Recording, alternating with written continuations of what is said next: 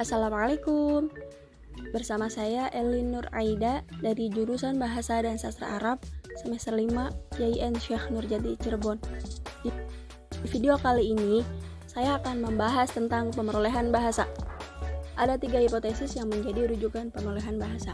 Yang pertama yaitu hipotesis nurani, yang kedua hipotesis tabula rasa, dan yang ketiga hipotesis kesemestaan kognitif.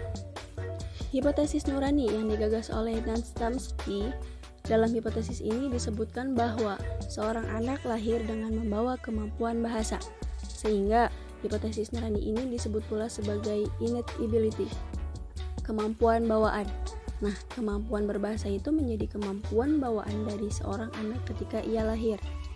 Berdasarkan hipotesis nurani juga diyakini bahwa seorang anak itu memiliki fakultas bahasa atau language faculty, yang mana pada fakultas bahasa tersebut ada sebuah alat yang disebut dengan language acquisition device.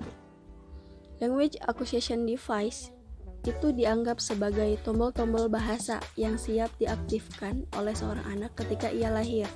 Contoh, ketika ada anak yang lahir dari komunitas penutur bahasa Inggris, otomatis anak itu akan memiliki first language atau bahasa pertama. Bahasa ibunya itu ya bahasa Inggris, dan akan menguasai akan menguasai tata gramatikal, terus kosakata, dan sistem pengucapannya itu berdasarkan konsep yang ada pada bahasa Inggris tersebut. Sehingga Chomsky juga meyakini bahwa seorang anak itu akan mampu menyesuaikan bahasa apapun ketika ia dilahirkan. Oleh karena itu, language acquisition device ini dianggap sebagai bagian penting dalam proses pemerolehan bahasa pada seorang anak. Hipotesis selanjutnya itu ada tabula rasa.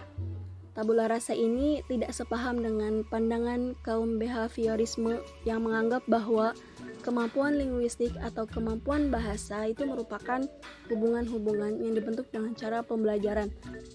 Nah, cara pembelajaran ini tuh tersusun atas stimulus dan respon, yang mana harus ada stimulus dari lingkungannya sehingga bisa menghasilkan respon yang diberikan oleh seorang anak untuk bisa berbahasa. Nah, oleh karena itu, seorang anak ketika lahir dianggap sebagai kertas kosong yang tidak memiliki kemampuan apapun, yang mana lingkunganlah yang berpengaruh dan mempengaruhinya sehingga seorang anak itu bisa berbahasa. Nah, ini tuh sangat kontra sekali dengan teori atau hipotesis yang pertama. Oleh karena itu, kaum behaviorisme atau para penganut hipotesis tabula rasa ini tidak sepaham dengan adanya language acquisition device, adanya alat atau kemampuan bawaan yang dibawa oleh seorang anak ketika dia lahir untuk bisa berbahasa. Adapun yang terakhir yaitu hipotesis kesemestaan kognitif.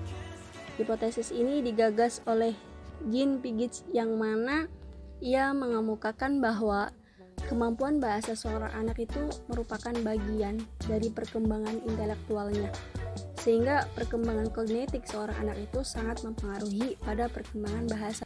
Piaget pun mengatakan bahwa teori kesemestaan kognitif ini diperoleh anak-anak itu melalui interaksi dengan benda-benda atau orang-orang di sekitarnya. Nah, pada usia 0 sampai 1,5 tahun, anak-anak mengembangkan pola-pola aksi dengan cara berinteraksi terhadap lingkungan sekitarnya. Kemudian dikonstruksi menjadi struktur-struktur mental. Berdasarkan struktur-struktur tersebut, anak mulai membangun bahasanya. Nah, biasanya bahasa pertamanya yang dimunculkan atau dibunyikan oleh seorang anak itu merupakan bunyi bahasa yang masuk ke dalam kategori bunyi-bunyi bilabial seperti ba, ka, ma. Hal tersebut karena bunyi-bunyi bilabial itu bunyi yang dianggap mudah diucapkan oleh seorang anak.